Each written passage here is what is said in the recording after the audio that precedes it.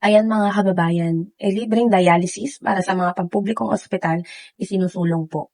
Dahil nga po sa tumataas na bilang ng mga Pilipino na may chronic kidney disease, isinusulong po ni Congressman Martin Romualdez ang House Bill 4676. Ito po yung Dialysis Clinics in All Hospitals Act na layunin gawing mas accessible at abot kaya ang gamutan para sa bawat CKD patients. Ano nga ba ang hatid nitong House Bill number 4676?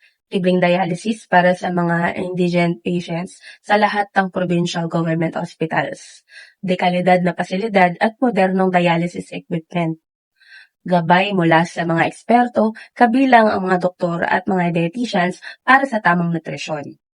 Sa batas po na ito, hangad natin na mas gumaan ang buhay para sa ating mga dialysis patient.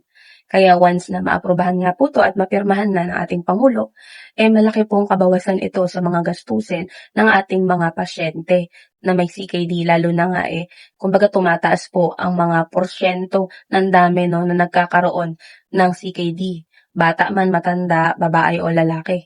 So, maganda po itong batas na ito para kahit papano po hindi na po sila mamroblema at hindi ganun kabigat sa bulsa ng ating mga kababayang Pilipino ang mga gagastusin po nila.